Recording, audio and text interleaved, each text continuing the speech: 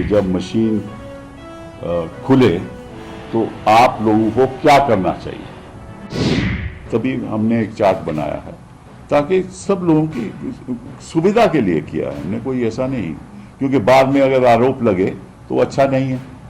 क्योंकि जब भी आप काउंटिंग टेबल नंबर 1 में 4 जून का खुलेगी मशीन तो आपको देखना है क्या टाइम है। Everybody, there are a lot of people who are saying that these machines are possibly tampered, right? So we want to make sure that there is no possibility of tampering. Result button नहीं दबाना जब तक verification ऊपर column पे हो जाए। दोस्तों, आप सभी को ब्लिट्स इंडिया की ओर से दीपक द्विवेदी का नमस्कार। चुनाव संपन्न हो चुके हैं, मतगणना चल रही है। चुनाव के रुझान आप सभी के सामने आ रहे हैं, लेकिन अब कोई आवाज ईवीएम की गड़बड़ी पर नहीं उठ रही है। अब कोई भी आवाज ईवीएम की हेराफेरी पर नहीं उठ रही है।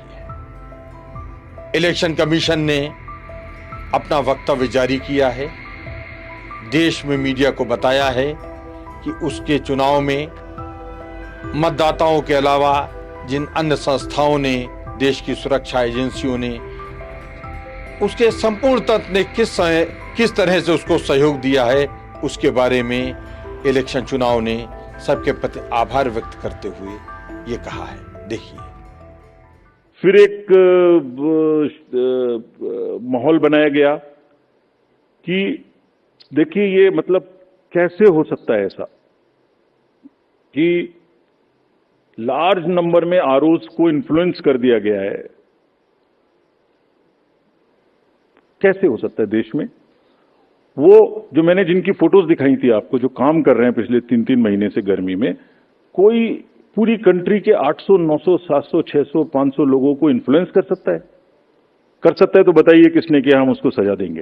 काउंटिंग से पहले बताना चाहिए किसने किया, ताकि उन सब डिस्ट्रिक्ट मजिस्ट्रेट्स को या जिसने किया उसको हम सजा दे सकें। We have created a world record of 642 million proud Indian voters. This is a historic moment for all of us, for the nation as a whole. 642 ever, anywhere in the world, in any of the electoral exercise. That's what is the number of voters. There are 312 million proud women voters. This is also the highest ever in the world. अभी तक हम देखते थे कि जब कोई party हारती थी तो सारा हार का ठीकरा ईवीएम के ऊपर फोड़ती थी कि ईवीएम में मैनिपुलेशन हो रहा है, ईवीएम में गड़बड़ी हो रही, लेकिन उसकी पूरी न जाने कितने तरह से उसके प्रयोग होने के बाद यह बात साबित हो गई है कि ईवीएम में गड़बड़ी नहीं की जा सकती। चुनाव में जीत और हार उसके प्रयासों से, मतदाताओं के रुझान से, मतदाताओं की भूमिका से ही निर्धारित होता है।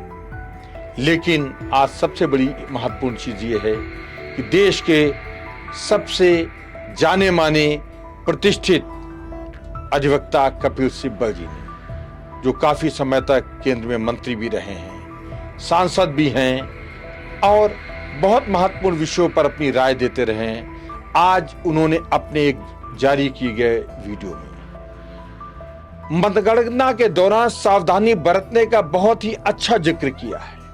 लेकिन उन्होंने ये साफ कर दिया है अपने इस वीडियो में कि ईवीएम में कोई हेर फेर नहीं किया जा सकता, ईवीएम में गड़बड़ी नहीं की जा सकती। तो इससे ये बात साबित हो जाती है कि अब देश में चुनाव एक स्वस्थ लोकतांत्रिक व्यवस्था के तहत हो रहे हैं। चुनाव आयोग एक स्वस्थ प्रक्रिया के तहत चुनाव करा रहा है।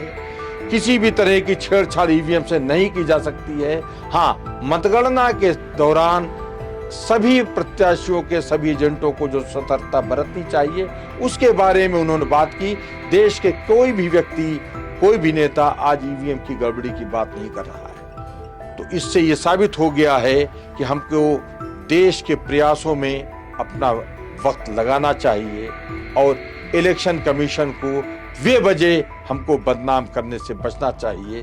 इलेक्शन कमीशन पूरी मुस्तैदी के साथ देश में चुनाव कराता है, देश में उस प्रक्रिया का पालन कराता है, कोड ऑफ कंडक्ट को इम्प्लीमेंट कराता है और स्वस्थ चुनाव की प्रक्रिया को संपन्न कराता है। तो आज से ये मान लिया गया है कि देश में ईवीएम में किसी भी तरह की गड़बड़ी नहीं की जा सकती है और बहुत मजबूती और पूरी ईमानदारी के साथ ये इलेक्शन की प्रक्रिया संपन्न हो रही है। हम सभी को इसका भागीदार बनना चाहिए।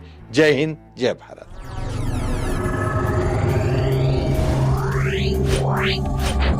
Yeah.